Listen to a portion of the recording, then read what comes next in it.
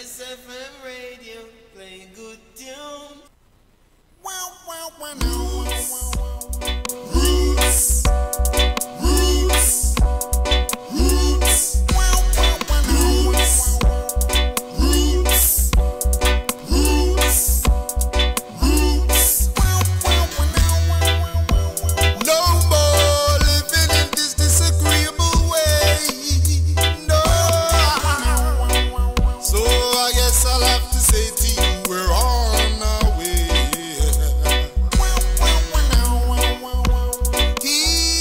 Greetings, y'all, one and all. Yes, you are now tuned into Spirit True Reality Show. For Spirit is the true reality of ourselves. So, y'all, just tune in, sit back, relax, and we're gonna take you on a ride. Tonight's topic is to do with the heart center of love, which is the heart center.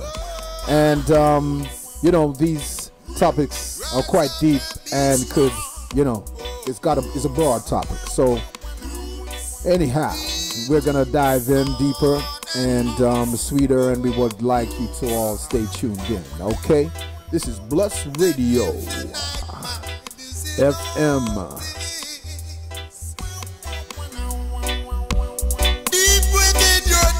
Self where everything begins. Whoa. Roots, I call it roots. Roots, whoa, from the roots, yeah. Roots, whoa, from the roots, roots, oh, reality of our true selves. There can be no other savior than yourself. Whoa. Roots, roots, yeah. Roots, whoa.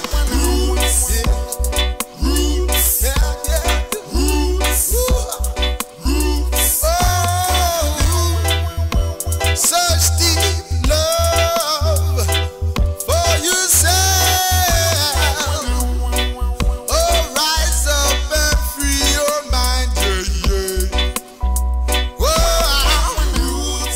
Yes, roots, reality of one's true self, our true selves. Yes, the acronym for the tune here that is being played. So, get ready for a show tonight. Gonna take you through some musical inspirational soul. So stay tuned in to Bless Radio, Bless FM, www.blessradio.org.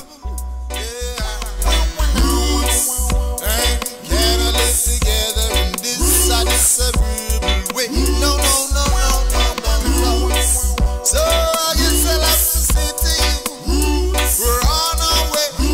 Yeah. Kicking off the dust from off our heels. I say he who knows is he who feels. Roots, I call it roots from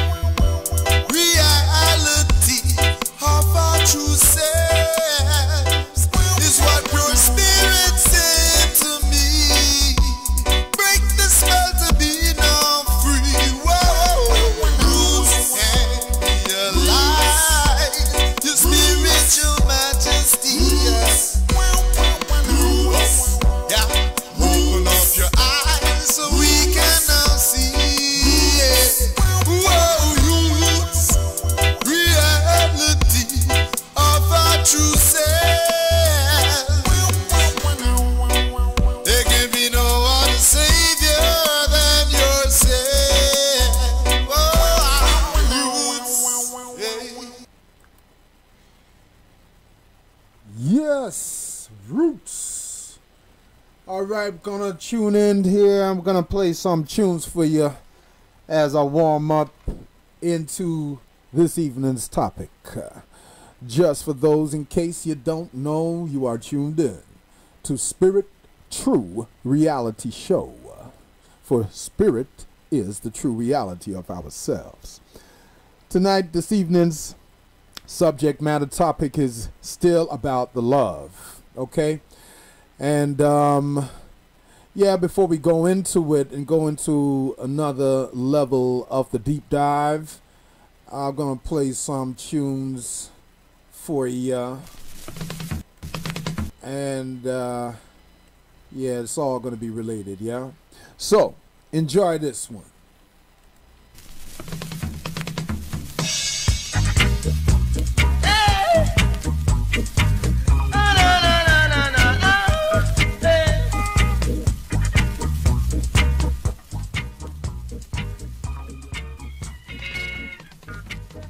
I was born in the ghetto, raised in the ghetto, fighting for my life, working the coal mine day and night, just to get by. Jah love I, Jah love I, Jah love I so. Jah love I, Jah love I, Jah love I so. Many of my brothers and my sisters, some of them end up in a penitentiary. But through the love of the Almighty One, I'm still fighting. Jah love I, Jah love I, Jah love I so. Jah love I, Jah love I, Jah love I so. Hey, na na na na na na. See them there.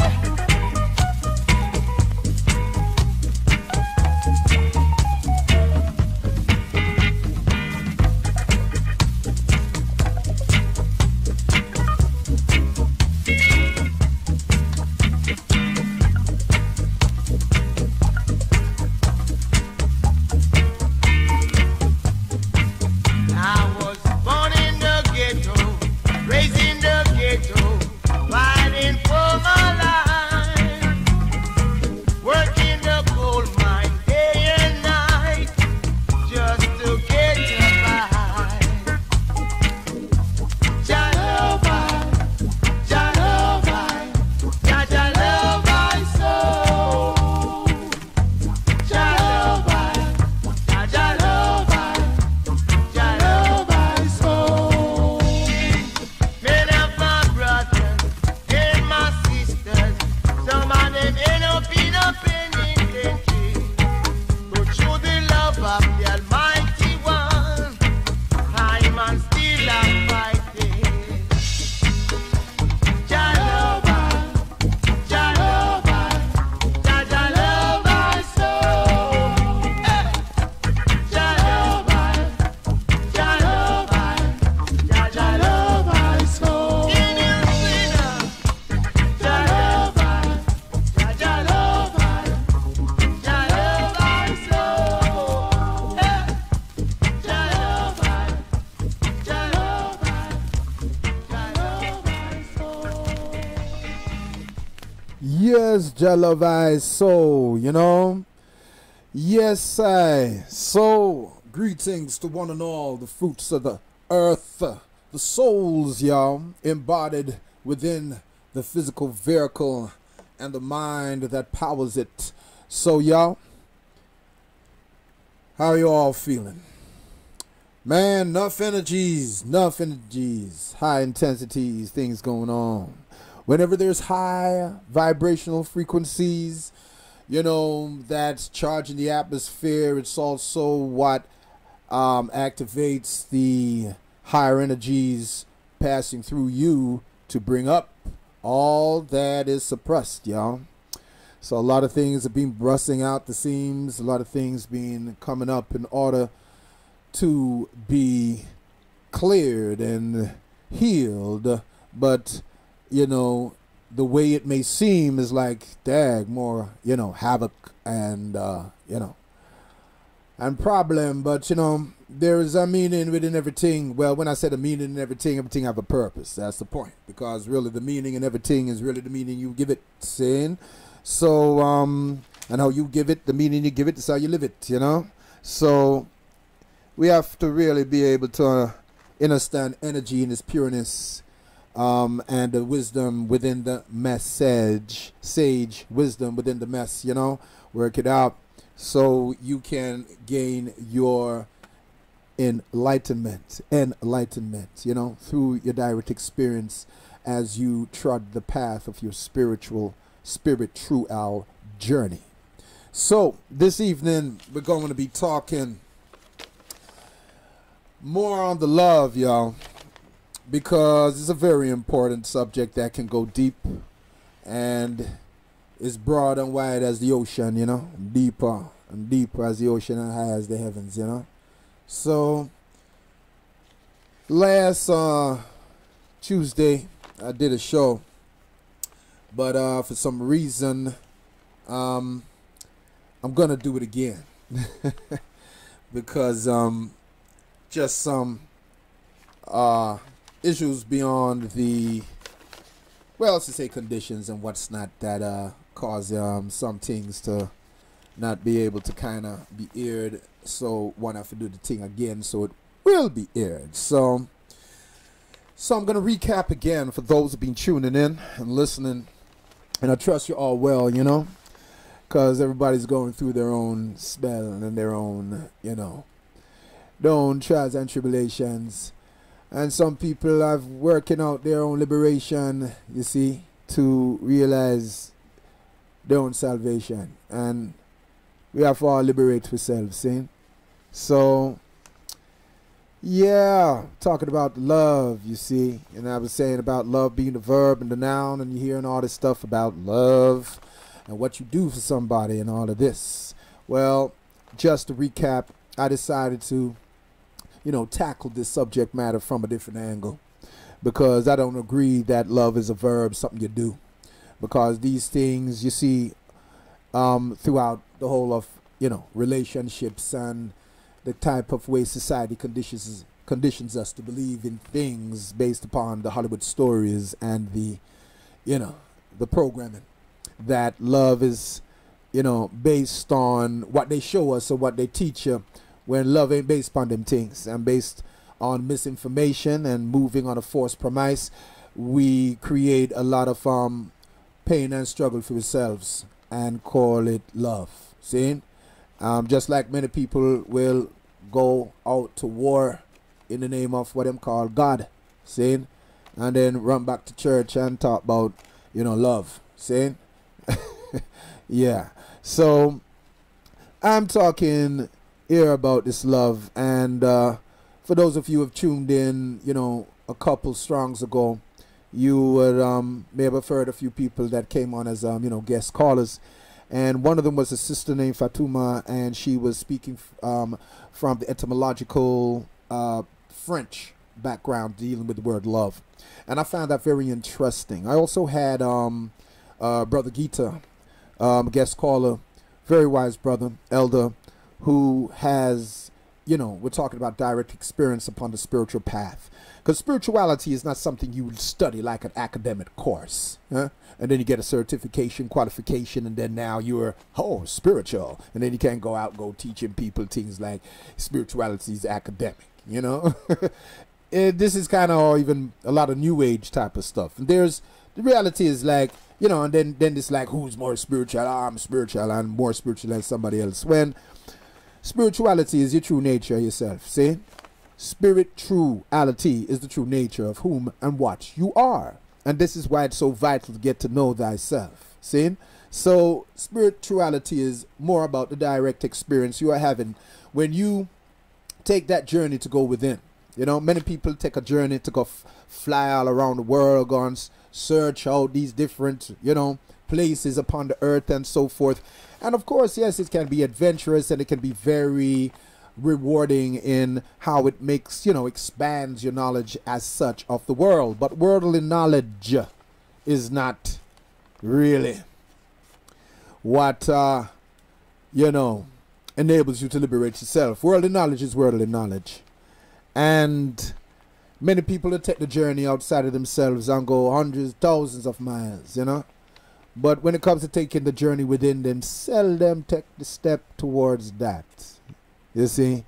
So, you know, the entire truth can be realized within the framework of your own body. This is the reason why your body is also your laboratory, you know. And all the mystics and the sages of times gone past had always mentioned about going within. You know, be still and know that I am. Yeah? And you have to know yourself. So you have to go within to know who you are beyond this mind and body. So we're talking about love here, you see, because it's used so frivolously, even to the point where people use it to justify the suffering and the pain and the abuse and beat up and whatnot, you know, that, you know, goes on in relationships and within a society that talks so much about love. However, really, this idea of love we've been taught ain't love. Love you in the morning, hate you in the evening, you know. Embrace it today and diss it tomorrow, you know. It's a conditional thing based upon this counterfeit identity that we have succumbed to and falsely identifying with. So in the previous shows, you know, was going in about this love, and I found that interesting within the French language. Oh, you know, you go into the French, the word amour is love, and you go into Latin and finding out as amour is the noun, and then you have amir being the verb. But when you go into that, the language, for example, I come here to find out that the word âme relates to soul. See? However, they do not in French say that âme in amour as a prefix is the root of soul. Yeah, come from the word soul. So they're not telling that the word amour, love, is linked to soul. They will say that the word amour, love, links to anima, which connects you to the breath. Now that's still good. You're dealing with the life animative principle, you know, the respiration, you know, the source of, you know, animation, and then the source of what's animated, which is the form. Okay. However, I would go into this and I would question, well, why do you not see that the word âme spelt A-M-E, which translates to the word soul, okay, in the French? I don't see why you wouldn't see that âme, A-M, as the prefix of amour, O-U-R, yeah, A-M-O-U-R, would be the roots and the source of where love come from. Now, in all the ancient mystics sitting, when we're dealing with love, we're dealing with love. We're dealing with the life, the love of life. We're dealing with the divine love. When we're dealing with human love kind of get things, you know, it becomes very personal, you know. And human love is what you get certain people kill others in what they call crimes of passion. And you ask yourself, does love have opposites? Love don't have no opposite. Love is love. Love can't be, you see, what it's not. See? However, until we go penetrate deeper into the ocean of our own selves to realize what true love is, we'll be mistaking the polarity, the duality of this plane and of the ego personality, where you have a duality of love and hate, or some would say fear.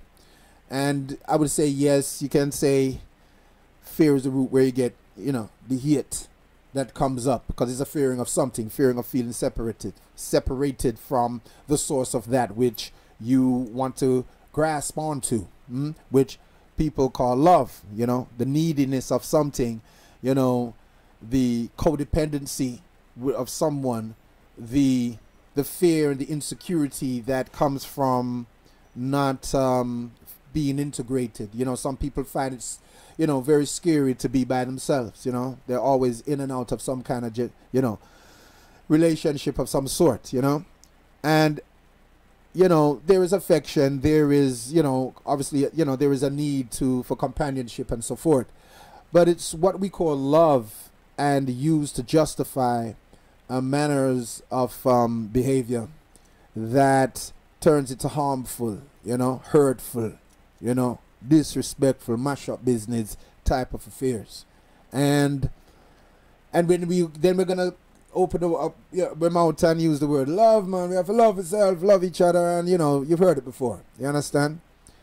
And I feel it's time for us to really deal with this topic here and know the difference between personal conditioning, personal lack of responsibility for the way and how we feel and how we put meanings to certain experiences for that to shape and mold our reality, and then want to say that's someone else's responsibility, for how we feel.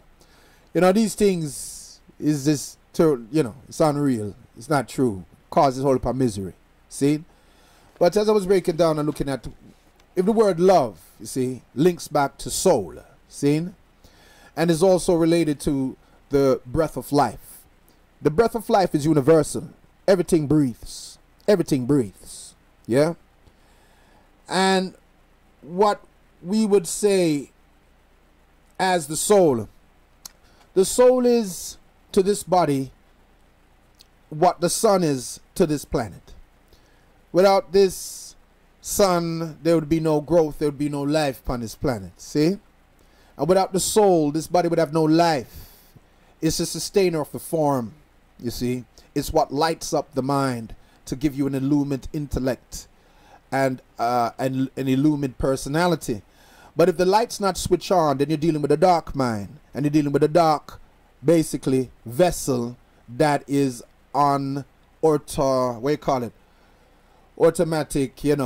programming reaction, and absence of the driver of the vehicle or the indweller within the house, within the temple, which is what one would have to go within themselves, go under the bonnet. You see the word understanding. I know we have a word understanding and overstanding, but sometimes we get words, we use words and it just confuses certain things further rather than make things kind of more comprehensive. So I'd use the word understanding, because if you want to see what's wrong with your car, you got to look under the hood. Right? Under the bonnet. See? When you look under the bonnet, you're going inside. You hear people talk about getting under your skin. Under your skin. Well, under your skin is where you want to go. Yeah? That's where you want to go. You want to go under your skin. You want to go under to enter inside of you. When your eyes is open, you're on the outside. You're looking and dealing with the five senses, which is just dealing with the physical world you live in order for you to be able to function within it. But when you close your eyes, you're going under. See? You come from on top the surface to go under, to go deeper within yourself, to get an understanding which establishes you after a while into the inner standing.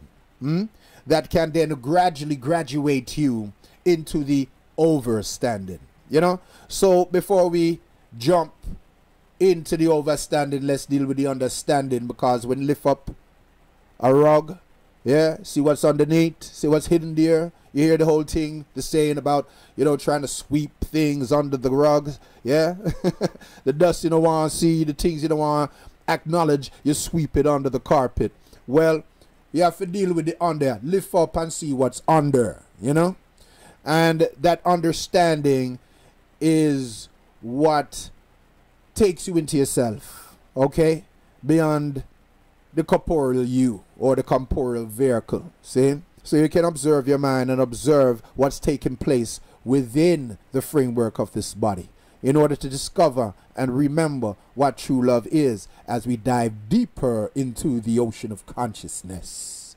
So therefore, we are dealing with soul when we're relating to love, because links is a Latin word that correlates with the word soul.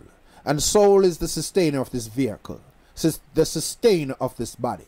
And we have the spirit, the breath of life, that which is universal, that which emanates through all things. The soul is the conscious reality, the divine reality of the life force energy of whom and what one is. but you have to come home to have direct experience of the reality of whom you are in order to wake up out of the illusion, sin and confusion and delusion. So love is vital, vital and vital. Yeah. So it's best that we get into or get in tune with this high vibration that the essence of you is. Yeah. Drawn out. You're drawn out of. Your being has been drawn out from this essence, from this infinite essence, and ever expanding and eternal presence.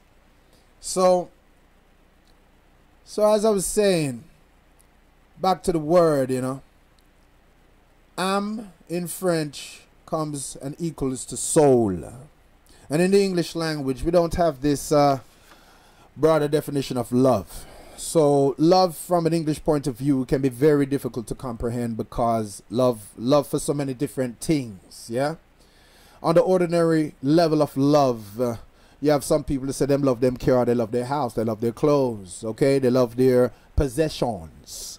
And these house, clothes, and car, and so forth, can't reciprocate your love.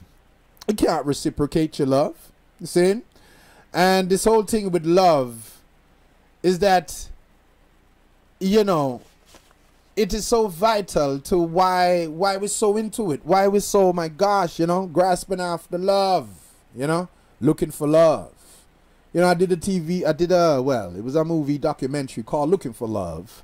And I was talking some things on there that, you know, is pertaining to some of what I'm saying. A lot of people looking for love in the wrong places. It's not saying that love does not exist, but, you know, if you put your keys down somewhere and you're not looking in the right place to where you left it, then you're not going to find it, is it?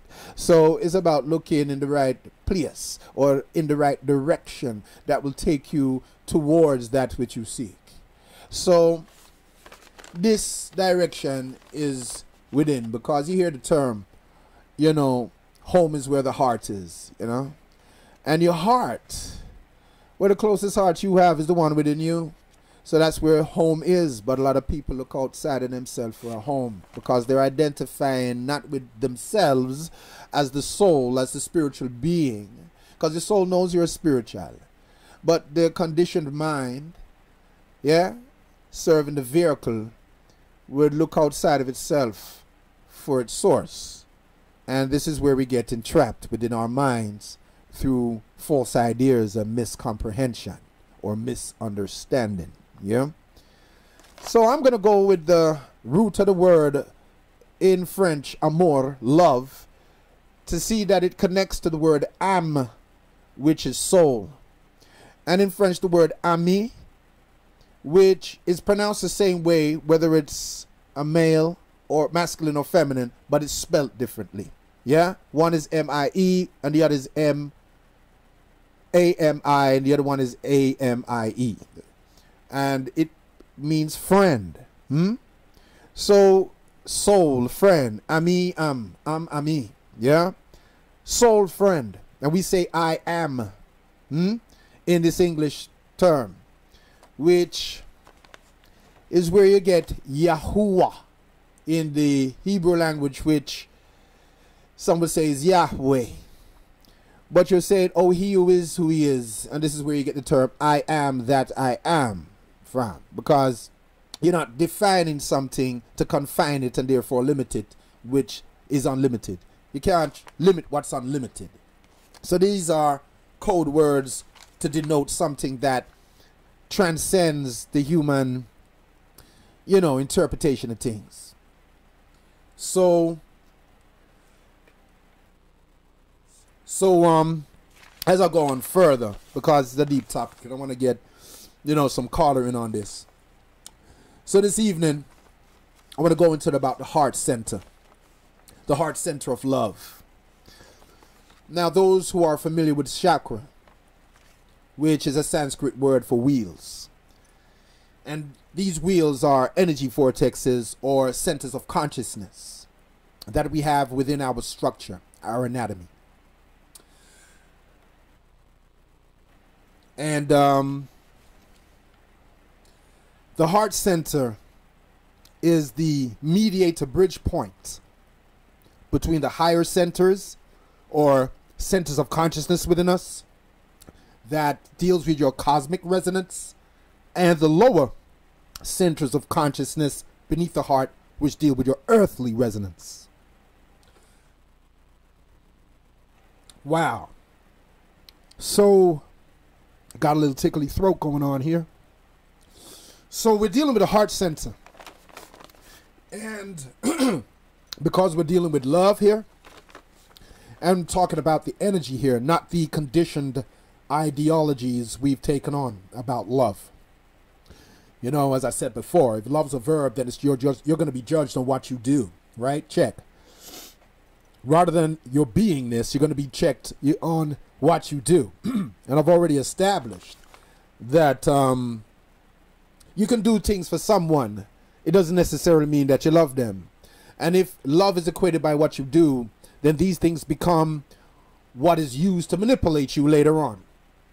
Make you feel obligated. You know, people use emotional manipulation to get what they want, get their way, you know, these type of things. When love is free and love knows itself, and love is a fire, and I'm going to get back into this fire soon, as I've just referred to it. But, you know, love is more than these games we play, you see? And it's not about ownership, you know? My man, my woman, these ideas of my pitney, my things, my this, that, therefore. Huh? You have some people say, I brought you in so I can take you out. What kind of, what you deal with? Huh? What kind of, what you deal with? It's just ego, control, and manipulation. I have to be real. I have to talk these things, star, because many people are under entrapment and under holy confusion based upon these force ideologies, you know, these force ideas pertaining to what and who the true nature of themselves are. And we use this word love too loose and too flippant and associate it with things that ain't so. And enough nonsense and, you know, pain and struggle and tribulations go on. So anyway, it's like I have a whole heap to say. I have a whole heap to say. And I'm just going to flow this way. So this evening I'm bringing it into the heart center. So the heart center of love. So when I say the heart center, I've just referred to the heart chakra, or the heart center of consciousness. And it's important to know that your heart center, you know, from there, which the thymus gland is superimposed upon, is the strongest generator of electromagnetic energy frequency vibrating. Yeah. It's the largest and more powerfulest generator of electromagnetic frequency energy that moves through your body. It's more powerful than what the brain puts out of electricity and magnetism. And in fact, it's where what you call the term aura comes from. Because we have a magnetic, we have an electrical body. Yeah, we don't just have this physical body. We have an electrical body. And those who deal with electronics and energy and so forth, you know that, you know, an electrical current will generate a magnetic field. So hence you have the electromagnetic field that is generated around us, all around us, being powered by the heart. The powerhouse of the human energy system is your heart center. And it mediates between the body and the spirit. And it determines the health and strength and balance of the connection between the spirit and your body. You see? The moving life force, the animative principle, that which is the animative principle of the form, okay, which is your body. So the heart center also anchors life force from your higher self, which is your soul, because your soul vibrates faster than the mind and the body. It vibrates faster than the physical body. So this is where you get this term higher self, but it's the higher vibratory reality of you, okay, rather than the counterfeit, transitory, impermanent aspect that we usually identify, yeah, with, believing that is us. So your heart center, man, your heart center transmutes energy. It transmutes negative into positive. Yeah. It anchors the life force from your higher self, yeah, into the body. It energizes your blood and the physical body. with life force energy. See, life force energy. Life force energy, me I chat about. We're not talking about the food you pluck off and you put in your mouth to say that's the essential source of life. It is not. The food is sustaining the physical side, but it's not the essential source of life. Life force, the essential source of life. Life force is your soul energy. Okay? Hence why your emotional state is used and manipulated in a society that harvests your energy. Okay? And it uses fear, which is not love, in order to control and manipulate. And this is what usually people are mistaken for love. The fear of being alone, the fear of losing what they are holding on to, you know, because they're afraid of change. You know, change. Like change your clothes. You know, if you don't change your clothes, you know, after a while it gets stinky, isn't it? You have to change. Change is good and fresh, you know, but some people don't appreciate change in that way. So I'll continue about this heart center because it's powerful. It's the powerhouse, as I said, of the human energy system. And it also energizes the blood and the blood circulation. It energizes the blood, and it is what, you know, is that movement, the source of the movement for your blood circulation. Some people, you know, if you look at things just on a physical level and what you can tangibly see and see with science, we're going to be limited because, you know, your spiritual self cannot be limited by the limitations of the intellect. You transcend all of that. In fact, the intellect's supposed to be the tool used and wielded by the master, which is the soul.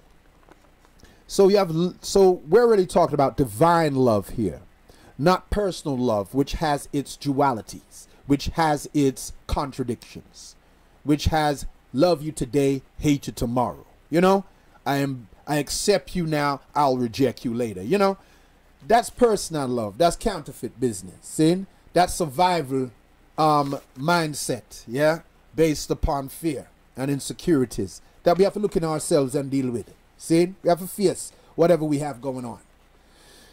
But when we are dealing with love, we are dealing with really divine love. For love is a divine power, an emotional energy. Love is the central power point and true motivator of your mind, body, and spirit. You hear that? So with that there, I'm just going to take a pause because I want to talk about the fire. I want to talk about the fire because love is a fire, you know. Love is a fire. And it burns. It is hot. It is warm. It is intense. It is that which is the nature of the soul. It is where you get reverence from. And really it's about the love for the divine in yourself. For one to realize the true love, you know. To realize the love which forever expands. So, let me take a little break here. Play a tune so I can absorb what I've been saying. This is Johnny Osborne, y'all.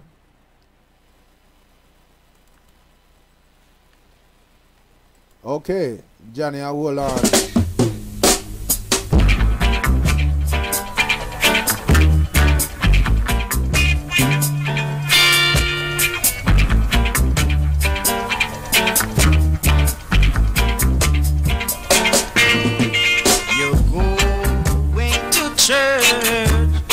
Sunday, there's no love in your heart on Monday.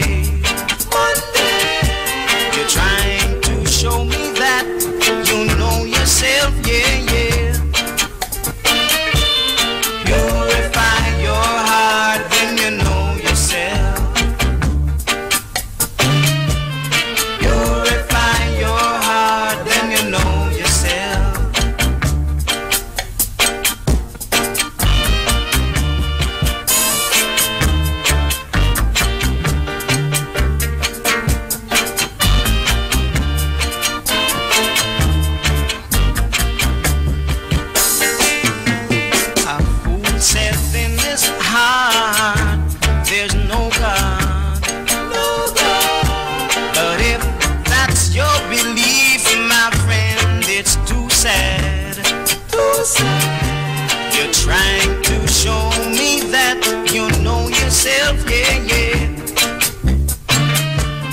Purify your heart, then you know yourself.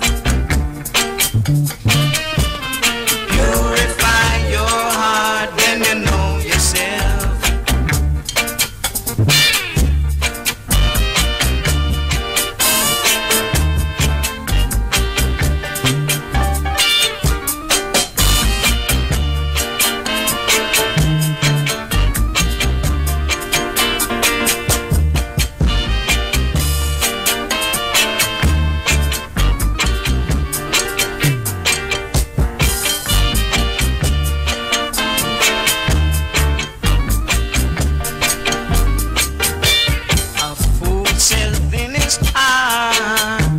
There's no God.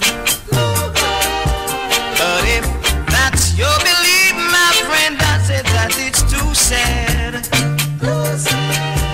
You're trying to show me that you know yourself, yeah, yeah. You better purify your heart, then you know yourself. Purify your heart, then you know yourself.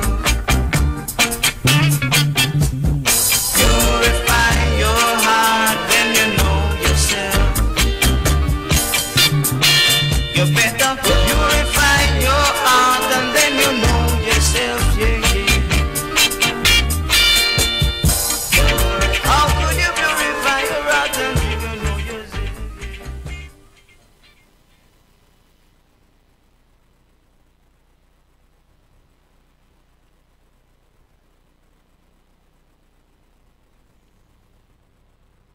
Yes, that was Johnny Osborne, and gonna play our next tune. This one's by the Wailers, but it's a rare one. Peter Tosh is the lead singer of this. So tune in and check this out. We are dealing with love, yes sir, but we are dealing with divine love. So tune in and yeah, enjoy this one.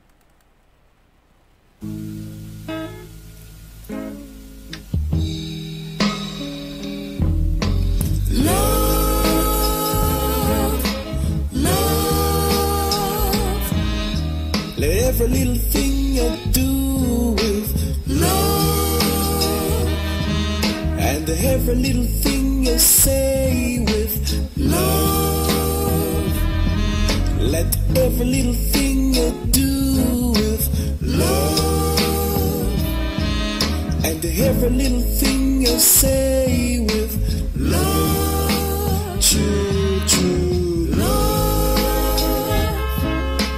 love, sweet, sweet love, love,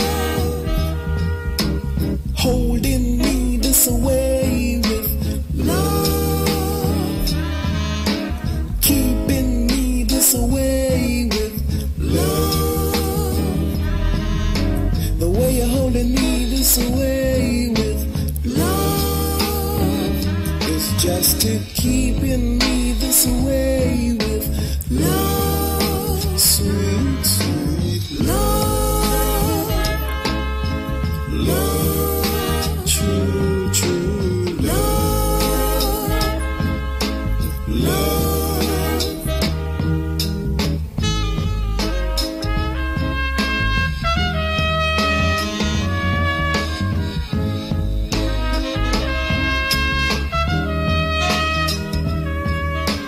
Love, sweet love, true love, love. We gotta reach somewhere with love, and everybody got to be there with love. We gotta reach somewhere with love, and everybody got to be there with love. True, true love, love, sweet, sweet love, love, true, true love, love, sweet, sweet.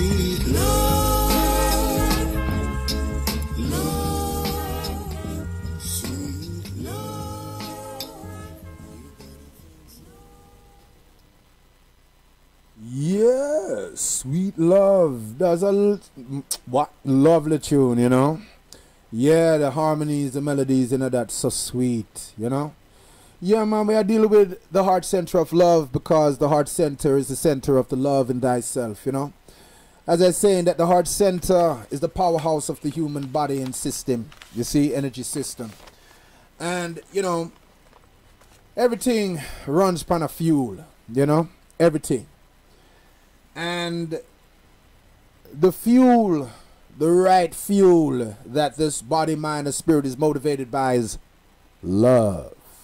But not the Mickey Mouse business, as I said already, that this conditional love that we've been caught up in, you know, conditioned to believe is so when it's just only for vampirizing business and manipulation, you know.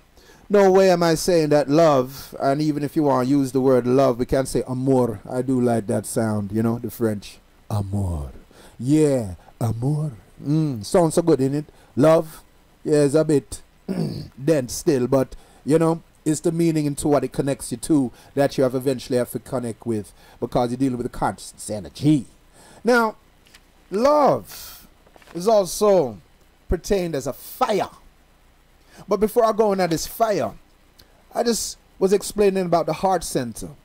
How it's the powerhouse of the human energy system.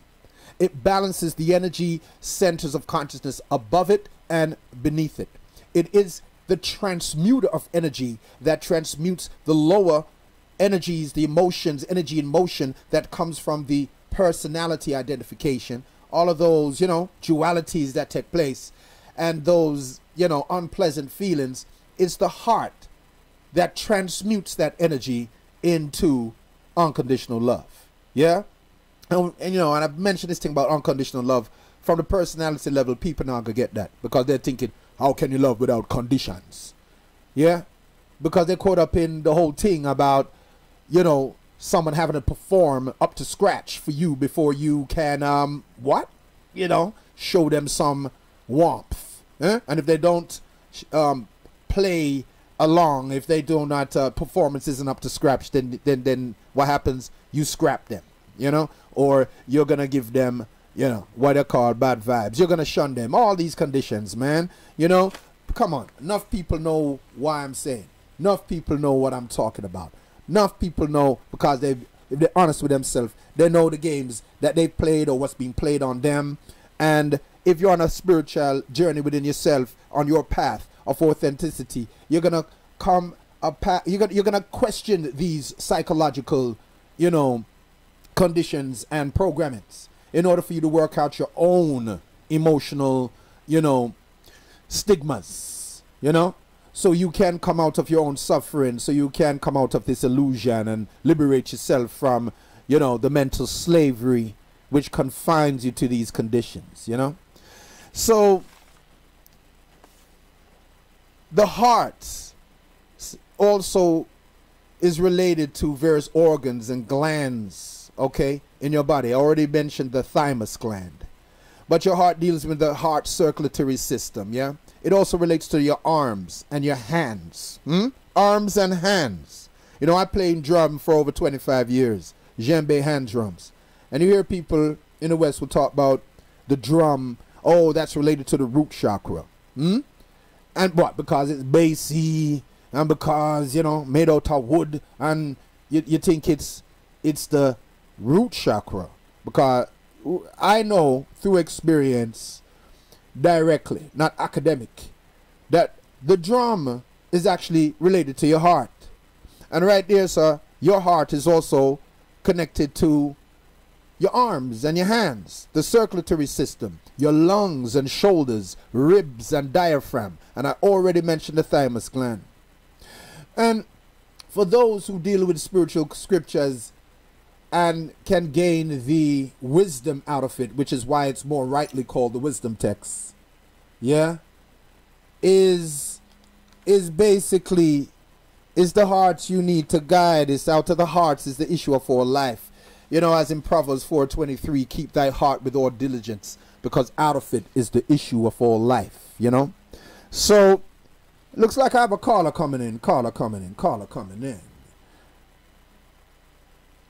Greetings, caller. Caller? Oh, greetings. Greetings. Who am I Yes. speaking with? Oh, greetings, my brother. Hello? Yes, I'm just listening to your beautiful topic tonight on love and heart and Yes. the word amor, because I'm from Brazil, by the way. Okay, beautiful. Thank you. I didn't realize Yes. who you is. That's why I asked, who is this? It surprised me. Thank you for your calling in. Thank you, my yes. Yes, carry on with your contribution, my dear. Yes, my beloved. My contribution is on the topic in regard to unconditional love. Yes, yes. Yes, because we often find very difficult to explain what does it mean. Love in itself, even the word amo and amor. And the very point of unconditional love is the very regent force, Yes. which unconditional love or conditional love is a whole process of actually becoming aware of this power that is the conductor, yes, of this very currency, which is the very Holy Spirit that connects all of us, Yes. the breath of life, and therefore the energy that is connectivity, which is the very harmony of intelligence, which as one person evolves, and this vibration then occurs or is vibrated on to one and the other, because the connectivity of this regency power that is love is the force that keeps on vibrating on through to all realms of the kingdom of of the tree of life, which we are, and this the connectivity of all life in its totality, and this the connectivity with the balance between the physical world, which is the visible, of the invisible, interdependence and correspondence. So condition, and once we become clear that love is regency, plays no longer a part in defining how we experience all our positives or negative experiences with each other, because everything is part of educating being in the flow with love, as being love, because we are love in itself. The flow, the currency of love is this very vibration, which is the eternal, as we say. Love is the eternal love. Love is unmortal. Love was never created, therefore shall never die. So the continuation of this flow of living on in with love. It's the very flow of is religion itself. Yes. If you were to say it is that, if you want to, but it transcends that, as you know. Yes, religion doesn't mean religion. Religion means everything is connected from the source onto the source. Yes, religion is not a philosophy of divided. The philosophy is to fulfill each of us education. This education, of course, in this time is being required because we have been so detached from being a soul, a spiritual being, having a physical experience. Therefore, we needed to look for comfort in many aspects of the understanding of why we are here and what is the very purpose of our incarnation, or again the continuation, because we never die, therefore love never dies. Therefore the incarnation is a mere continuation and aspect of this contribution to eternal love is evolution through us. Yes. So exactly, it's religion itself. It's religado. The form is religare. Is that in Brazilian? Is that what you say? The that word religado, yes, in Portuguese, is in Brazil. in Brazil. All right. Mm-hmm. Yes. Carry on. I mean, I love what you're saying, sister. And could I have your name, if that's cool? My name is Edna. Edna. Yes? Edna. Welcome to the show, and thank you very much for your contribution. Do you, when you said there about in religion in Brazilian is Edna, yeah? Yes, Edna, yes. Yes? And religion in English, or it has a different meaning to what you're saying, you know? Yeah? I understand because religion in Brazil has the same meaning which it has over here, because the interesting thing about language is the more I read the formats of the words in this language and I go into other language, I realize they are just mere codes in order to fulfill the mentality of that society, and therefore maintain the Bible, whatever program. Yes? And as we enter into this very vibratory restoration of love being the regent power, we then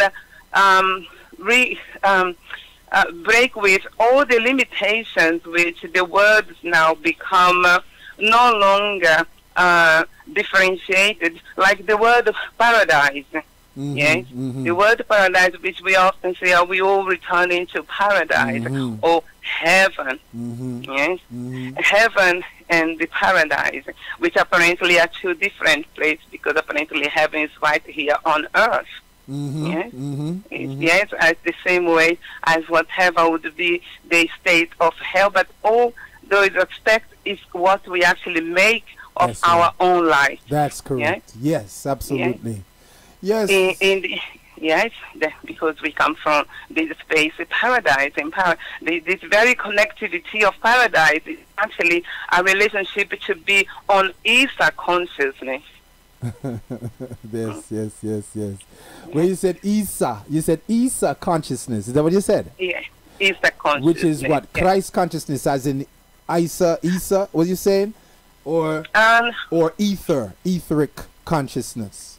Isa consciousness, which is Isa, yes, because we have also the consciousness of the Ishwa, which we again segregate to an aspect of physical being, or the issue, which some call the Jesus, yes, and all of those vibrations is degrees of our consciousness of becoming more and more lucid. That's right.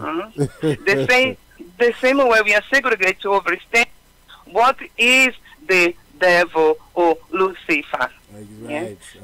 Again, yes, because that is reconnecting with the Isa lucidity, which the very aspect of the lucid has to go through the devil, which is the aspects of deliverances of the gates of becoming conscious, breaking with the limitations in this lower, the lower vibratory plane, is because, again, we have to return in order to experience the education in this physical being to remember, and, and this as our ancestors, they transcend aspect of the return or remember back to the Isa body of consciousness. The etheric being that we are, and the remember is to bring yourself back together again, so to be returned back together, That's right, into the wholeness that we originate from.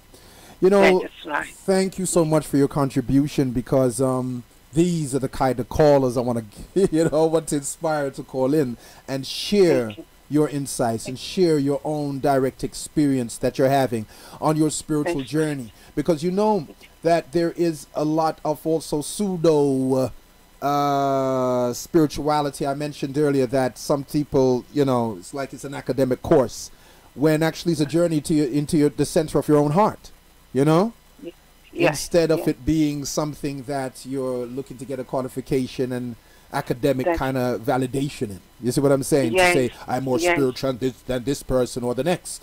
It's a natural reality of ourselves You know, Yes, and the degrees again, you know, because we call the degrees that we receive is through college, you know, but we have the very degrees of our own soul become more and more conscious in the degrees of the levels of the spirit that we are now in contact, you know, ancient, they say with ancestry, you know, contact, yes. So we start climbing the tree of life, or as we put it, yes. So it's, thank you so very much. Thank you very much. What is, please, pronounce your name again, because I want to remember you in case you call up again, and then we, you know, we develop a familiarity, because you could be, you know, would like you to be a guest caller, you know, because you have a lot of insight that the way you express what you're saying is valuable for those who are listening, who may feel more resonant with the way you explain the same thing. You see what I mean? You know? Thank you, my beloved. That's how I felt as well. I felt that I needed to share, because my experience, I believe it's been the experience of many of us who are actually becoming awake. Yes, and the resonance of this vibration is reaching many of us, and sometimes we feel a little bit detached because we haven't read certain things somewhere, and therefore to have this kind of conversation, one would say to me, "Oh, where do you have the evidence from? Have you read it? Who is, you know, quote a name?" And therefore, I can only quote the vibratory consciousness of my being within the oneness. Yes. Yes. Listen, sister, I'm so glad to hear someone like you call up as well, and from Brazil, and you know, you're tuned in. You are tuned in. You know. And my beloved, we are. You keep expanding, and because as you know, we are infinite expansion of truth. We are that which we're looking for. You know.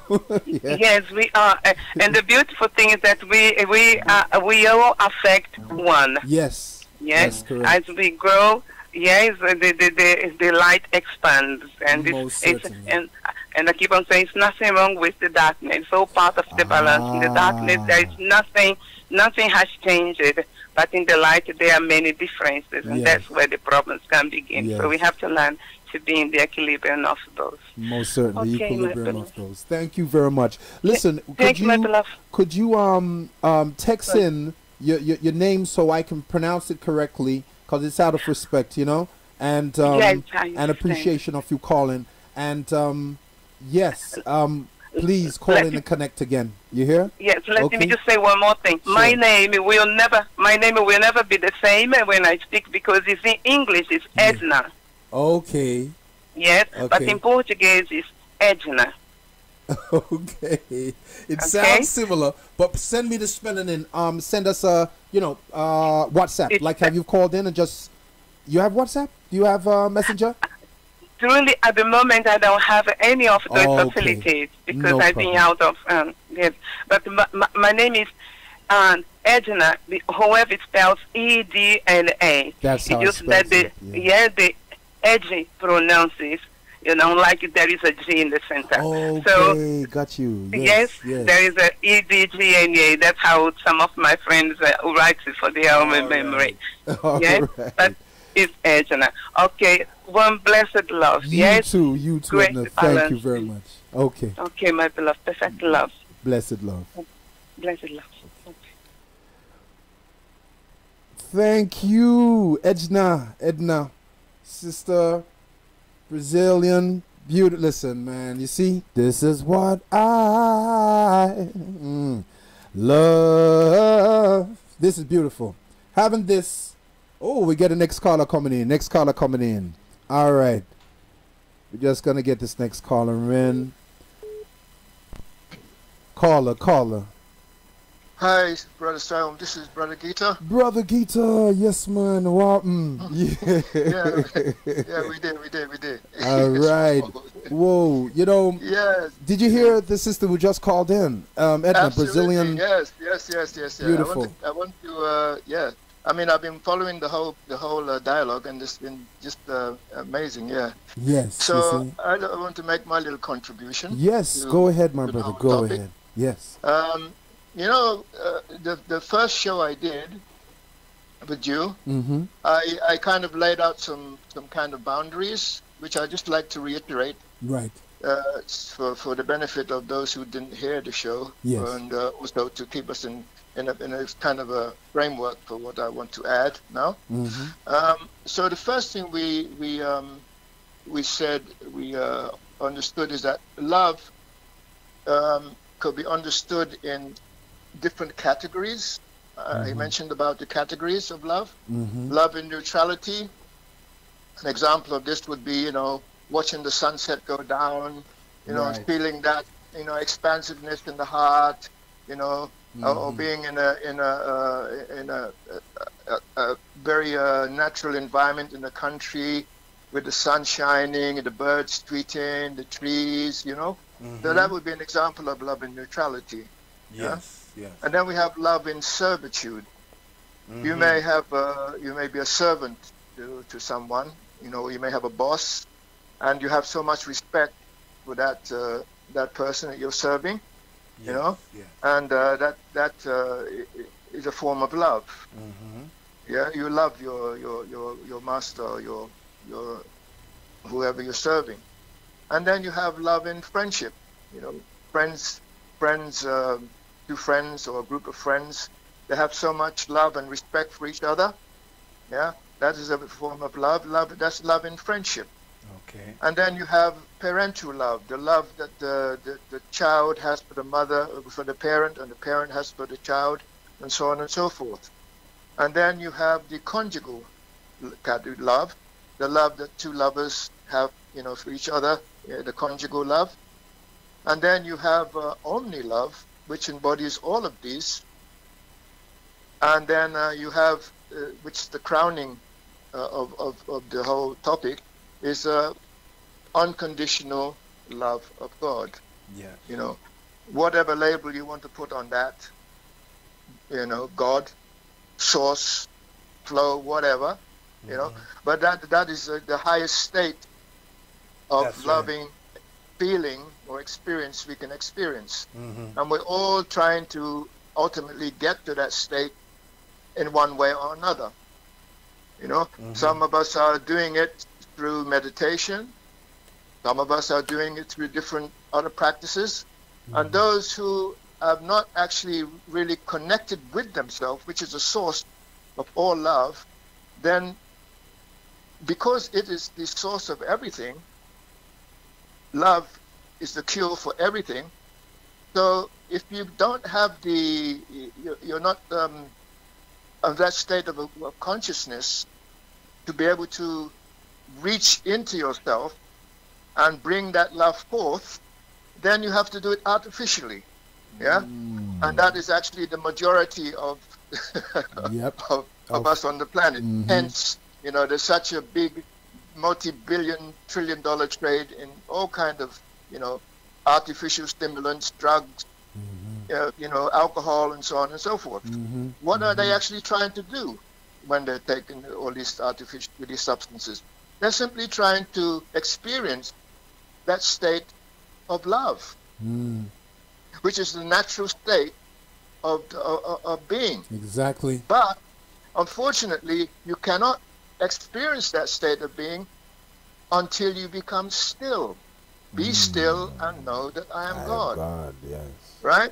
So because they're not able to be still, the majority of the people who are addicted to all kind of substances, and because they're not able to experience that stillness within themselves, to be able to connect with that part of them that is divine, then they have to use some artificial means. And that is, why the pharmaceutical industry and the narcotics industry, the alcoholics, and so on and so forth, they're booming businesses. So that was the different categories. Then I also mentioned about the different modes of material nature. The mode of goodness, the mode of passion, and the mode of ignorance. Right, the gunas. The gunas, yes. Right. So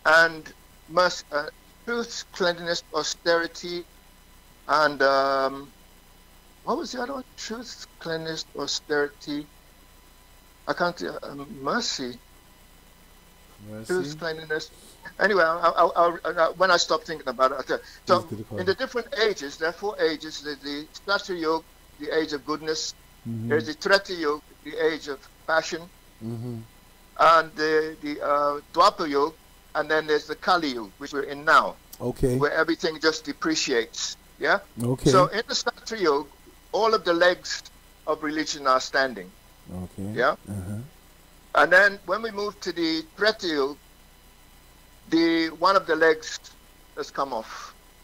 Okay. Then when we move to the Treta Yuga, a second one of the legs have come off. All right. And then in the third stage, 3 of the legs have come off. See, just so now one leg now. The only one leg is standing now, okay, is truth. All right. That is the only leg standing. And when that leg comes off, everything is finished. Yeah, man. You know, I love this. You see, with the spiritual knowledge or wisdom texts that we get, I love how I enjoy, I appreciate, I resonate vibrationally in tune with how they are conveyed and transmitted in story form, parables. Because I find, like, even the examples you give, you know, that's how truth kind of penetrates beyond the mind to the deeper eye within that acknowledges this truth, you see? Because, you know, truth recognizes truth, and because truth is already within us as us, is a vibrational frequency that resonates with the frequency of truth whenever it is heard, wherever it is transmitted.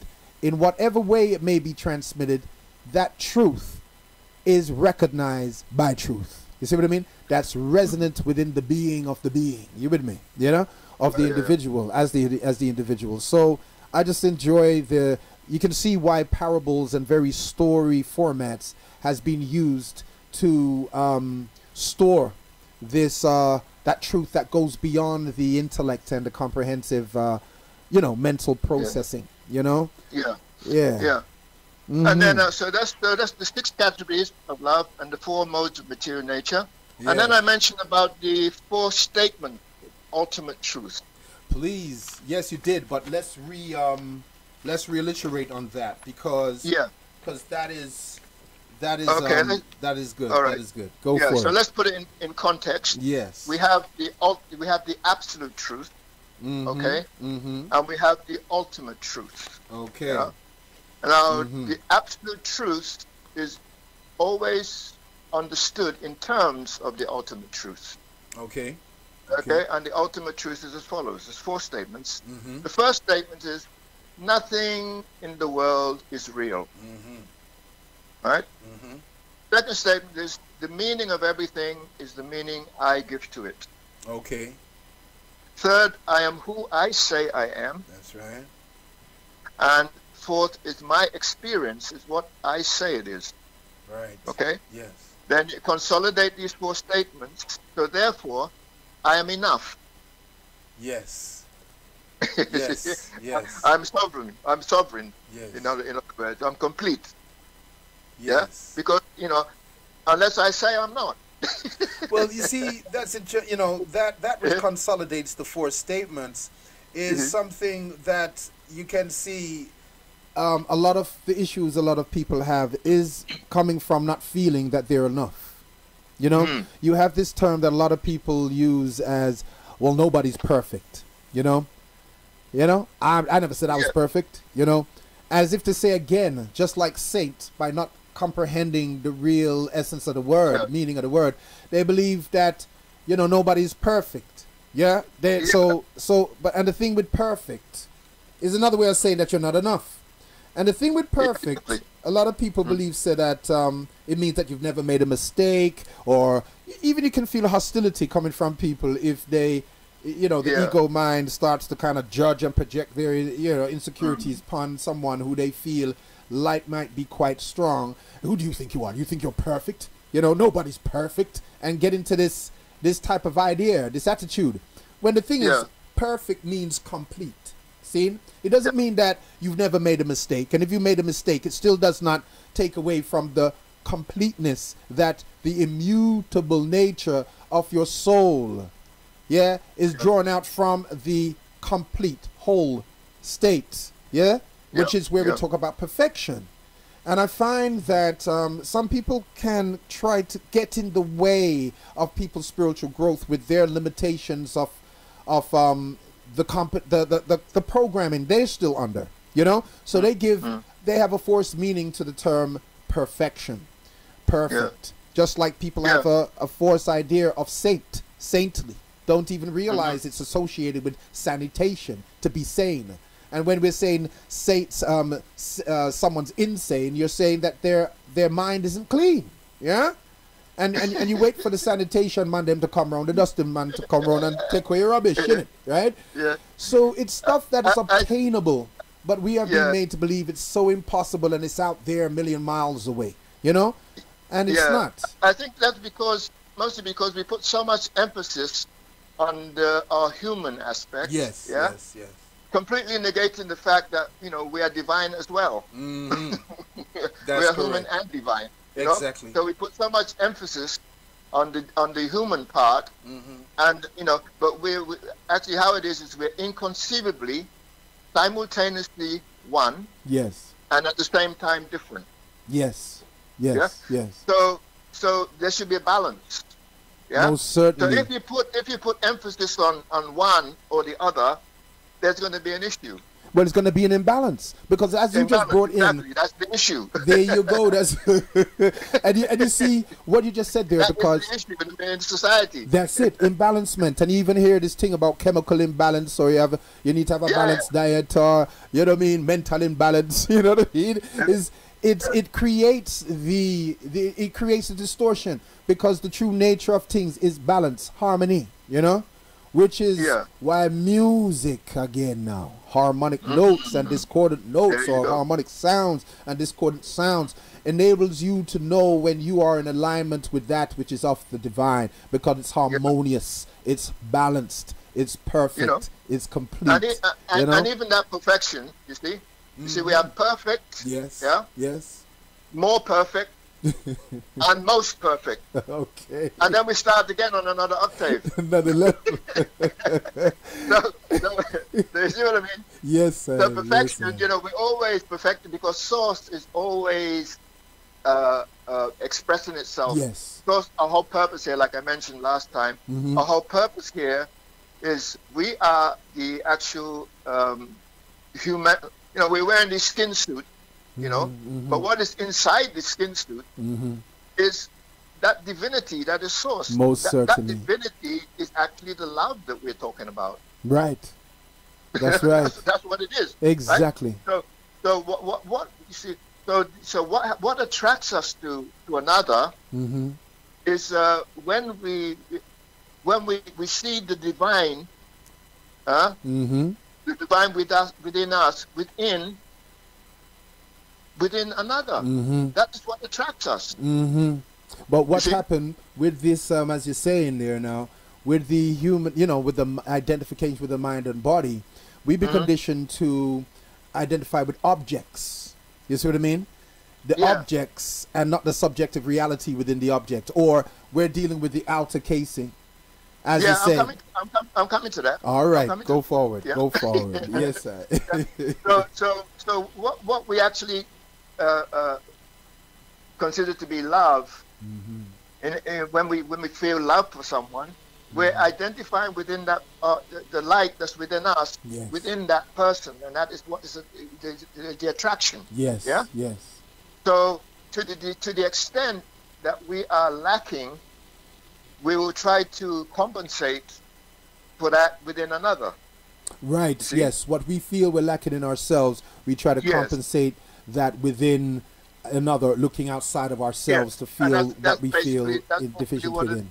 What we call love. Right. You know? Yes. So the old paradigm was that, you know, we have to get so many people around us who vibrate on our own, you know, on our frequency to feel that love. Yeah. But now we're in a new dispensation. Right. You see, Yeah. I mentioned that, source, God, flow, whatever you want to call it, has a kind of a paradox, because Yes. source cannot not be source. Yes. Yeah. Yes. So the whole cannot actually experience itself. It can only conceptualize of its own self. Yeah. Yes. So in order to experience itself, it has to experience who it's not. And it can't do that. The only way it can do that is by creating an illusion. An illusion. Yes. And the mother of all illusion is the illusion of need. Right. I know where you're going to go with this, and I want you to continue. But you see, with this, we can deal with a whole show on this one, because I think it deserves it. Yeah. You know? Yeah. Right. Yeah. But carry on. But let's continue, and so we can set this up for the I'll next just show. say it quickly, because I want to tie all the loose ends together. Most I'm certainly, yes, just brother. reiterating all the stuff that we went through last time, Yeah. and I'm going to tie everything together in a nice package, and let us have practical understanding, because All most right. of what we're talking about is kind of conceptual, you know. Right. So Right. let's have something grounded, something solid that we can take, we can actually use and apply. Right. Practically, In yes. terms of Practice. practical, Mhm. yeah? Yeah. The So practice. I'm just leading up. I'm just setting the stage for Yes. for that now. Yes. Yeah. So need is the mother of all illusions. All illusions. And then from need comes the illusion that In fact, the need comes from the idea that source has an agenda. Yes. Yeah? Yes. So if it has an agenda, you must need something. Yeah. So what could source possibly need when it's everything? So that's the illusion, right? And that So illusion is actually presented in break religion that, that source needs you to worship in or it. So then there's illusion that source's needs Yeah. can sometimes not be met. Yes, So that brings yes, the illusion yes, of yes. failure, Mhm. right? Okay. And then brings in whatever we need, there's never enough of it. Okay. Brings in the illusion of insufficiency, Right. right? Mhm. And then after that, the illusion that you're separate from source. Yeah, brings in the illusion of disunity. Separation. Yeah, and then the illusion that there's something you have to do. Right. You Conditions now. Illusion of requirement. Requirements, yes. And yes. if you don't do that thing, you're going to be punished. Aye. Right? Brings That's- in the illusion of judgment. Boy, that sounds Right? how they've interpreted the Bible and all enough people in the religion. That's how them perceive it, innit? Yeah, that's what them justify and say, boy, God, them, don't you believe in God? And, and No, these illusions is what creates a cultural story, which gives us the contextual field for experience to experience who we are not in order to experience who we are. In the absence of who you're not, who you are is not. right. If you don't know up, you can never know down. If you Right, don't know right, up, you right. can never know whole. So The this, source has to be not be source, yes, yeah, which you yeah, can only do by an illusion, yeah, in order to experience itself as being source. You know? yes, yes, So that's our whole purpose here. yes. So this is what's created the human condition, which is Yeah. how we then have the stage for experience. Yeah, it Yeah. creates a contextual field in which Yeah. for us which facilitates the Yeah. experience of not having or not being, so we can actually awaken Yes. to realize that actually we are. There's nothing that we need. That's right. Because That's right. everything that's that we right. say we need is what we are. Mm-hmm. We are that when we realize who we are. That's correct. Yeah, man. I mentioned that the four questions, philosophical questions. Mm-hmm. Who am I? Why am I here? What is the purpose of life? Where do I go after death? Yeah. Yes. So the first question, if you answer the first question, you have simultaneously answered the other ones. Yeah. So Right. the first question, who am I? Right. Mm-hmm. So depending on where you are on your journey, and where your awareness has been able to expand to, or contract to, that you're going to have an understanding of source, God, whatever you call it, from that particular stage of your awareness. Yes. Right. Yeah. And that is going to determine the choices you're going to make, Mm-hmm. the actions you're going to take, which are going to have consequences. Mm-hmm. Yeah. Mm-hmm. And the consequences may be for better or for worse. Yes. You see? Yes. And that's our situation. So So what am I saying this to say? I'm saying this to say that we are now awakening. We're in a new dispensation now. Yeah. Source has come from the unified on-manifest, step down to the individuated on-manifest, yeah, and then to the individuated manifest. That's who we are now. Yes. Okay.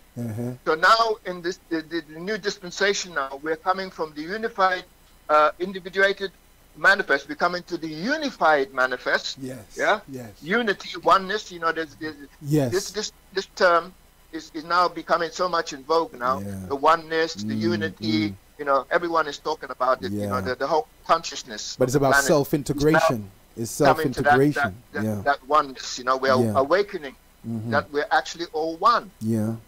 Yeah. Well, so we become, yes. But we still. Yeah. This can go into more further down. But carry on. Yeah, man. It's like the 100 monkey effect. You know. Okay, it only needs a small percentage of the people to come to that awakening, and then it has a knock-on effect across the board. Yes. So everyone will come. So that percentage is already happened. Right. Yes. Right? Yes. Yes. So we're seeing gradually, you know, people are awakening to understand the oneness in everything. That's right. See, and that's so from the unified manifest, we go to the unified, back to the unified on manifest. Yes. Yeah. And then the cycle is complete. Source has actually fulfilled its whole purpose for incarnating, its whole purpose for individualizing itself for the experience. Yes, man. So the way we facilitate source in that endeavor is to, our purpose here is to become the grandest version of the greatest vision we can ever behold, as to be who we really are. Yes. Right. Yes. Now, last time I gave the AM PM affirmation. And that is actually the grandest version of the greatest vision we can behold of ourselves. Yes. You see? Yes. If anyone can actually have a grander version of that, then we should bring it out. So let us share it, you know? Yes. Because that's our purpose here. So let me just reiterate that for the benefit of those who didn't. Yes, my brother, do so. And and listeners, please take a pen if you haven't already taken a pen already. Take a pen and write down this affirmation, yeah? Yeah. Okay, go ahead, this brother. Is the AM, PM, IM linguistic template reprogramming grid.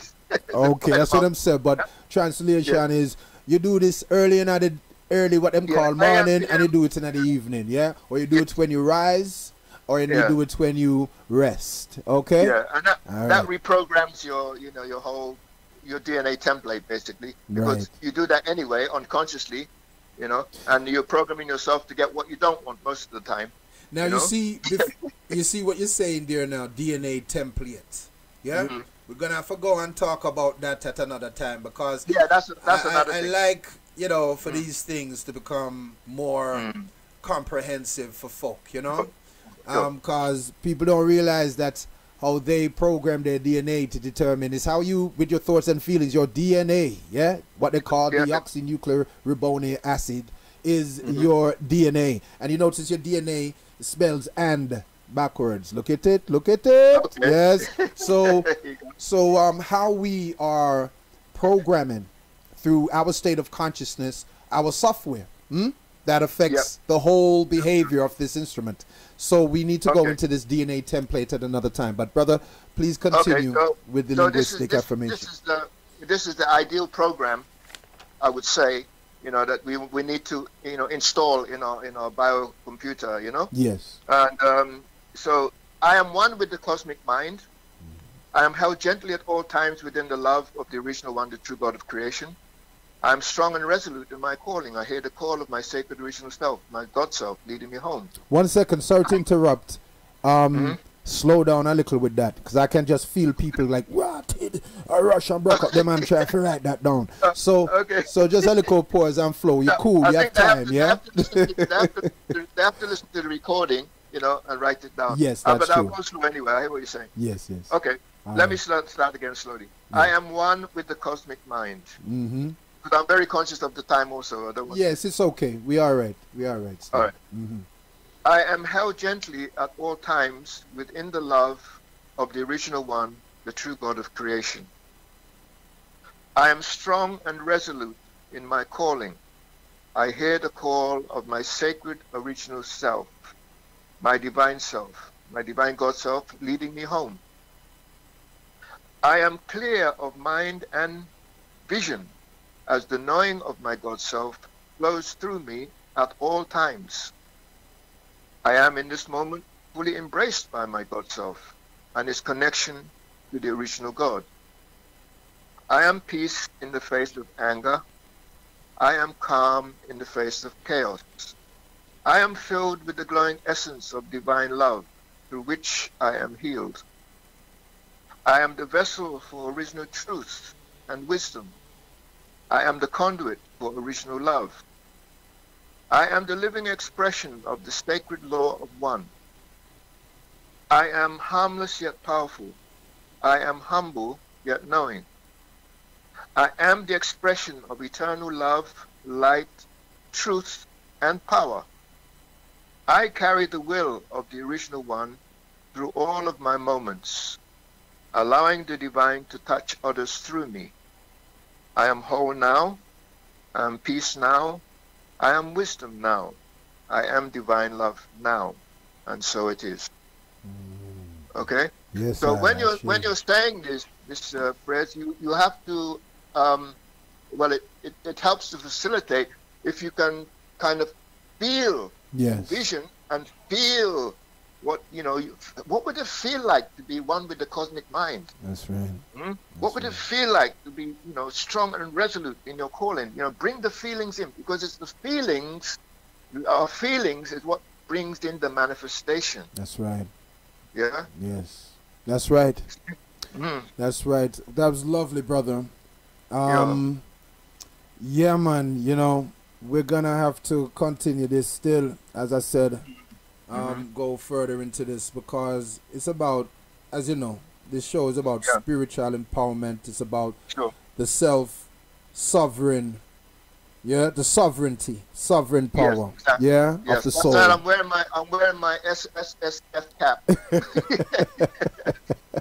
Tell the listeners out there what the SSS cap is, Regid. Go on, say it with the F. Yeah. Spiritual self-sovereignty facilitator. All right, spiritual self-sovereignty facilitator. You hear that? I just facilitate the discussion. Yes. It's not that I'm teaching or I know anything. By facilitating the discussion, it's a win-win situation. There you go. I'm also, I'm speaking to myself as I'm speaking. Yes. Yes. See? Yes. As I'm speaking, I'm also getting, my own, God source is also speaking through me. Well, this is it, and this is it, because and that's how it works. It's a win-win situation. Most certainly. And that's how spiritual life is always a win-win situation. When you have a win-lose situation, it's not spiritual life. That's right. Maybe it's religious life. God of the devil. My religion is better than yours. Reward or punishment. My God is better than yours, But spiritual life is always about, win-win. Sharing and like that, And mutual expansion of the light, of the inner light, because you feel it when you're having that, when you're communicating from a soul resonance vibration. You experience the mutual expansion inside. There's no competition. There's no, there's all of that level of things is already being disintegrated. So, so this is what is experienced right there and then in the heart sense. You feel the expansion, the mutual expansion. Yes. When you're dealing with the soul resonance communion. Yes, brother. Yeah. So where where the paradigm shift we're moving into now, we've already moved into, some of us, is that we are coming to that state of self-sovereignty, where we're not dependent on any outside source for fulfillment, and so the most practical love in the most practical terms is the ability to become your own supportive companion. It's the ability to become self-reliant and self-nurturing. It's the ability to look at our past and see what others did to us, and understand that we can, you know, whatever they did to us, we can correct that within ourselves. And whatever we were expecting to get from others, we can give that to ourselves. We are enough, in other words. We're sovereign. Yes. And then with that, knowing that one is connected to source, one is the extension of source, you are the source within, then the source of being, then what happened? We have wholly more within ourselves to be able to give. You see what I'm saying? Because you can't give if you haven't received. You understand? And a lot of people are trying to give from an empty tank because they haven't tuned in to the source of their being as of yet. They're still in the old paradigm of this old matrix that is what we would call Babylon a fall, because it's based upon, you know, victim, aggressor, and savior. So when people are in that program, they don't get what we are talking about here. They don't see that yet. You see? They're in the old fear-based program, and they don't realize that this matrix gets fed via your consciousness, because the ideas that has been implanted in one's consciousness is what is being used by this matrix, so to speak, to feed it. So you have to unplug from the program, of victim, aggressor, and savior. So you can empower yourself and realize, listen, your consciousness is what feeds this thing. So you have to claim back your own consciousness and focus on reality. Are you? Carry on, my brother. Now the only impediment to all this, there's only one impediment to all this. And that is, and there's only one thing that can actually they're stopping us from attaining this state of being, and that is the failure or the lack of self-love. Yes, brother. You see, come back around full circle. Come back. I told you the first show I mentioned that the spiritual journey, you know, using journey as a metaphor for a spiritual, you know, is a transcendental journey in the sense that we have arrived at our destination before we've even left. Yes. So when we go through all our trials and tribulations, based on the idea that we need something, and we come back to realize that we are enough, then we realize that actually, had we not gone through those trials and tribulations, we would not be able to appreciate who we are. In the absence of who we're not, who we are is not. So when we come to that, so in practical terms, that's the ability to become our own supportive thing. And then we look at our past, and we can sit with ourselves, and this is where we have to be honest with ourselves. Honesty. Because, for example, now, two people in love, from the 3D perspective, you know, look at love in normal terms. What is the binding element? It is their honesty and their transparency. Immediately, the mistrust comes in.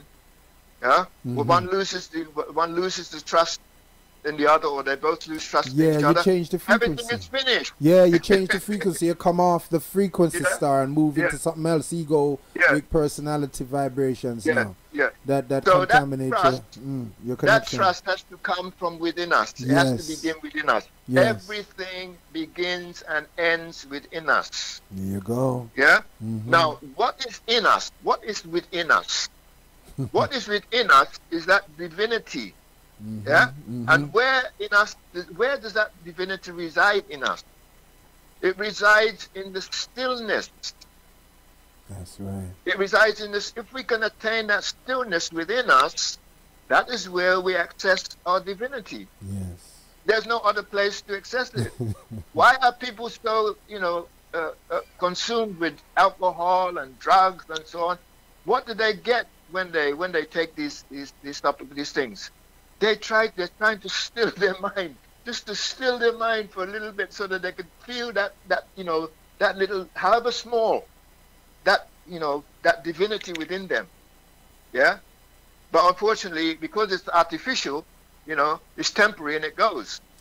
It is. It's the sensation, really, what they try to chase after. And more and more and more and more. But essentially, in principle, all they're trying to do is what we're talking about here. They're trying to attain that stillness, you know, stop the monkey mind. You know, the mind is your best friend and your worst enemy. You know, I mentioned that old Indian shaman, you know, his grandson was visiting him, you know, and he was telling the boy that, you know, there's two coyotes fighting inside each of us, the good coyote and the bad coyote, you know. So the boy said, so which one wins, Granddad? He said, the one you feed. There it is. You see? Yeah. So most of us, we are feeding the bad coyote in this context, yeah? And so it's winning every time. We're getting what we don't want. Because where you focus, where you give attention to, energy flows towards. Energy flows where attention goes. Man. Yeah. Yeah. So what is the good coyote? What is the good coyote that we want? The good coyote is the one that's going to lead us to that stillness, where there's no lacking of anything, where we're perfect and complete. Yeah, That's right. That's what the good. When we feed the good coyote, ultimately, that's where it's going to lead us to. You don't need anything. There's no need. There's not. It's not. It doesn't exist because you are the thing you need. This is it. This is the it. love we're looking for is what we are. This is it. This is it. Was that a paradox or ironic? What do you call that? Of course. Well, there you go. You have the paradox of the absolute and the relative, and you have to. Yeah, this is what integration, integrity the thing is. we're all looking for. The whole world is mad after love. Yeah, that's You know, right.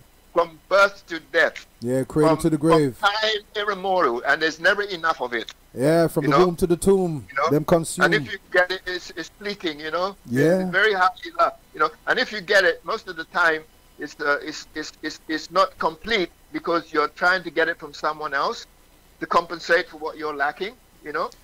But now, as I said, we're in a new paradigm. We're going from, you know, the unified, the individuated manifest. So we're coming to the unified manifest, and the unified manifest is where we all become sovereign. Yes. Yeah, where we individually, simultaneously, inconceivably simultaneously, and know that we are individually simultaneously one and at the same time different. Right? Unique. So then we can actually put in the four statements of ultimate truth into practice. That would be our foundation. You know, so there's no bad, and then we maintain an attitude. You know, spiritual mastery. Yeah, there's everything is about attitude at the end of the day. Yeah, there's no good or bad. Two people can have the same experience, and one is devastated, one is elevated. Yes. Yeah? It's about how you. So there are 12 attitudes to spiritual mastery.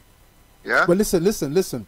Because we're coming to this time, because I know you have an arsenal of things for come flowing forward, you know, and I want you to, you know what I mean? I wanted to round this up, but you know the thing is that, I think I can just round it up now. Yeah. All right. Yes, sir. Yeah, and So you the know, rounding up of it is that you know, basically, we are the one we are looking for. yes, You know, yes, and if we can just simply become still in our mind, yeah, we will access that part of us that we call God. true. Yeah? And when that happens, if you know, I don't know if you know this brother Munji. Yes, Brother Muji. Oh yeah, man, we know Brother He's Muji. very expert at Yeah, bringing man, people he to dealing you. He's pointing direct. He's giving you the direct business. But you see, the mind, Yes. people's minds can't grasp that. Enough of them can't grasp it because the mind's telling you, no, it has to be more difficult than that. You know what I mean? So what he does, giving you the direct. Yeah, man. He cuts through all that. Yes. He cuts through all that very, Yeah. very beautifully. So what he does, say, imagine you're coming into a room, yeah, and before you enter the room, you know, drop all your baggage. Yeah, drop the You know, mind and leave it outside. drop. So now you've entered this room, and all your baggage is left. You can collect your baggage on the way out, no problem, right? But while you're in the room now, all your baggage is outside, right? And he will, through a series of questions, you know, he will bring you to that state of stillness in the mind. And what is it, when you hit that, when you actually arrive at that state, there's spontaneous laughter and joy, and it's an explosion. You know, people just uncontrollably, they laugh and laugh and laugh until they're stumped. They have stitches there. They can't stop laughing. So God's source, that source that we call God, yeah, within us, that is the source of joy. That's what we were trying to find with our substance, artificial substances and in another person and whatever we're doing. We're trying to reach that joy because source is joy. Love is joy. That's right. That's right. If you're in love, you feel joyous. Well, there it is. Right? And then this is where we move into the higher frequencies of where love becomes a platform to take you even higher into the How can you be in joyfulness love state. and not feel joy? Yes, exactly. How can you be in love and not feel joyous? What kind of love is that? Well, there you go. It's a different thing. It's something from, but but look here, my brother, thank you. I'm going to stop here, yeah. Yes, so many people want to come on. Yes. Yeah. Well, we're coming to the end of the show. I'm just going to play one more tune and then my outro and just round it up at the end, as I clear up this show here. But I am so pleased with, Edna, the Brazilian sister who called in, and and yourself. And, this is the type of callers I'm encouraging to call in because, as I said, spirit, true reality is the true nature of who he is. Spirit is the true reality of who we are. And for there to be any change and transformation, it first takes place within consciousness. And as you said, we're living within a new paradigm now. We're living within a new turn on the cosmic clock. We have completed a 25th as one of the cycles within cycles. We've completed a 26,000 year cycle, which now means the energy that was in here supporting the lower vibrations before and the manipulation and distortions, it's on the way out. And its only support is coming from those whose consciousness is still caught up within the old paradigm, the old program of victim, aggressor, and savior outside of themselves. So what you're saying, is in alignment with what this whole show's about, in alignment with what the sister, the Brazilian sister Edna, called in and shared, it is, and therefore, for those of us more who's on the vibrational frequency, we begin to amplify this within our own selves, this light. Sure. And, it's a win-win, as you said. Win-win-win, rather than, winner and loser, reward and punishment, which is of the old paradigm.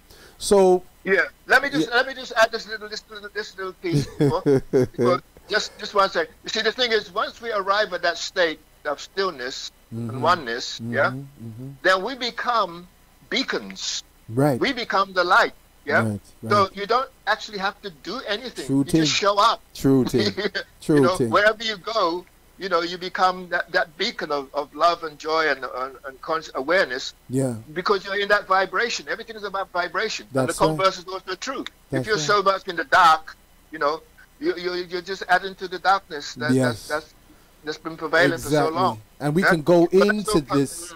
And we can most absolutely, and we can, because it's about also bringing up awareness to how we're feeding into the very things we say we do not want or desire. And so, Brother Gita, thank you so much for calling in and sharing and contributing with this. And everything you're saying is just that it's just overflowing. So therefore, we need to save some for the next show as well. You know what I mean? Because there's so much, there are levels of as we dive deeper within the cosmic ocean of consciousness within ourselves, and we expand, make it, profoundness. It's been a pleasure. It's been a pleasure. Thank you, brother. So thank you for. I want to thank you for this platform. You provided a platform where we, there's no limit to it. We're only limited by our imagination, what we can do with this platform. Yes, that's the only limitation. There's no limit. Most certainly. Well, so, thank you. With that, my brother, I'm gonna have to soon kind of wrap this up. But my gosh, it is in no means of of any limit to the appreciation of what is being shared here. What both of you, both callers that's called in. So, yes, bro. We will have, you will be, I need to get you in the studio one day as well, would be wonderful, Okay. And so yes, my brother, and I think what I'm going to do is in the future, for those who call in as my guest callers, and if I'm feeling who calls in is really, on the vibration, it's, you can, I'm going to allow you, to also, I'm sure there's work you do, things service you offer to be promoted and allow people to know. So we will get that sorted out, soon. Yeah. Okay. Bro. So yes, my brother, thank you very much. Let me let you go. Okay. Peace and blessings. Peace you and blessings. too. Peace and blessings. The one and all, and the audience, everybody. Thank you so much. Yes, sir. Yo. Thank you, Brother Gita. All right. Yo. So yes, my people. Yes, fruits of the earth. You hear all of that. You hear all of this. It's like so little time with so much to share. You see, but no problem. We're gonna get it. We're gonna get it in. So yes, another show. And it's like time just go. And that's what happens when you're in the flow. So I say it go. So I'm gonna play one more tune here because you see this fire. You see, it's the fire that also energizes this transmission, because I tell you, when it swells up within, you just want to bust out here like a river, So fire, the fire, but we're talking about the purifying fire, the illuminating fire. Love is a fire. Fire is also the metaphor for the soul. So, you must make it grow. And this fire will burn out and purify all the dross, all the defilement in the mind, when we can sit and, as Brother Gita said, as I say, as my brother Tay Loka says, when we reason, and he's going to be on here soon again. And a beautiful contribution Sister Edna has also shared. You see, we have to deal with this stillness, and a lot of people don't want to take time with themselves and just be in that stillness, but there's practical and very simple techniques to enable yourself to get in there. And but it's through the stillness that you tune in to the source of your power.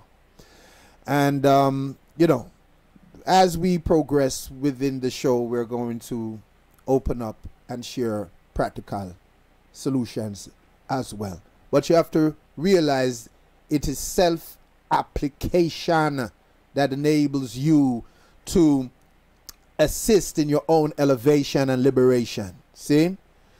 It's not something, you want somebody to walk the path for you. They can only show the path. You have to walk it. Yeah? You're thirsty, somebody can bring you a glass of water, but you have to drink your water to quench your thirst. No one can drink water and quench another person's thirst.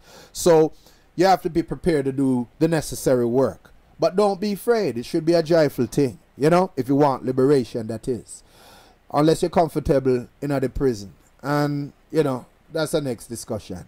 So I'm going to play this a tune here because, this is a tune from Freddie McKay. Fire is Burning. Love this tune. You can meditate to this. And after this, it's going to be my outro. And it's going to be good night from I until next Tuesday. So, yes, tune into this. Fire is burning. And listen to them lyrics, because it's about the inner eye. All right.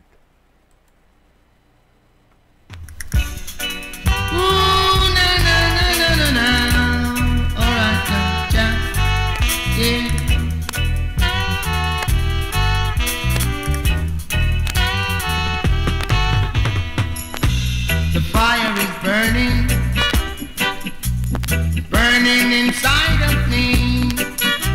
The fire is burning, burning inside. Your love is pleasing, so satisfying. Tell me you love me, and don't you tell no lie. Feeling of God, I've got to know. Let's settle down and talk it over now. Bring me your sleep, let us smoke myself to ash. Because it is time, we've got to face the fact now. Fire is burning, burning inside of me. The fire is burning, burning inside. Yeah. Your love is pleasing, so satisfying. And tell me you love me. Don't you tell no lie. All right now. Ooh, yeah. Your love, your love, your love, your love.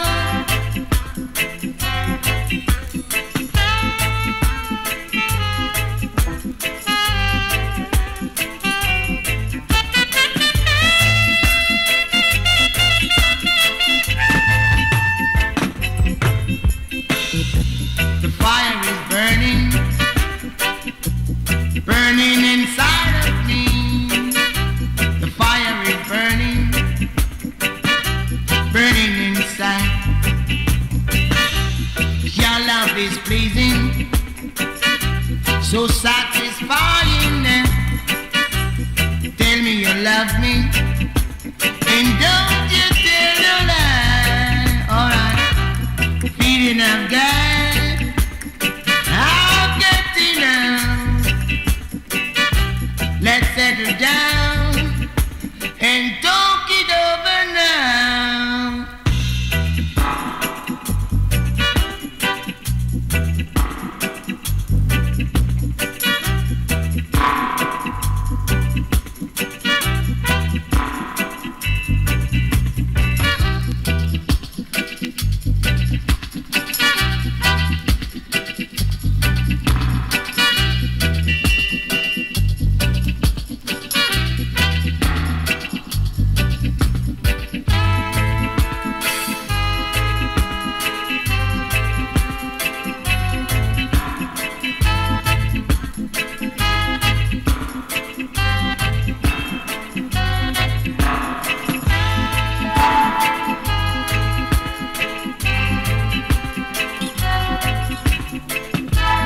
Yes, people, the fire is burning, the fire of life within.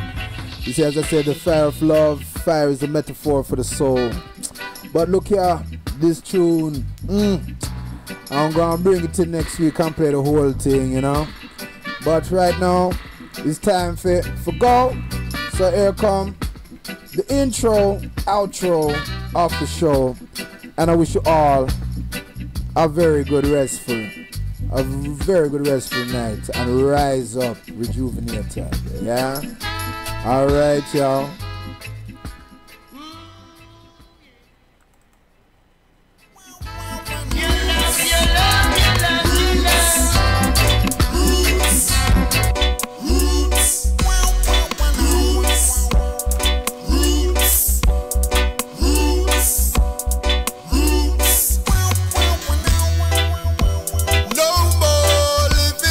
Disagreeable way.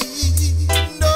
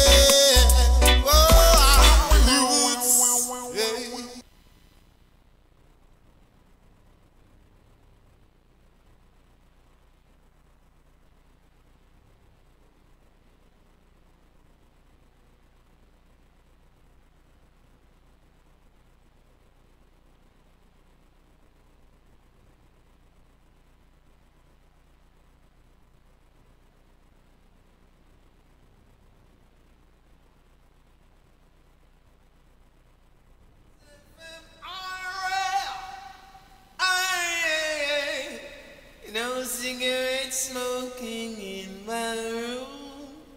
Yeah. I still want Marley. Blessfm radio, play good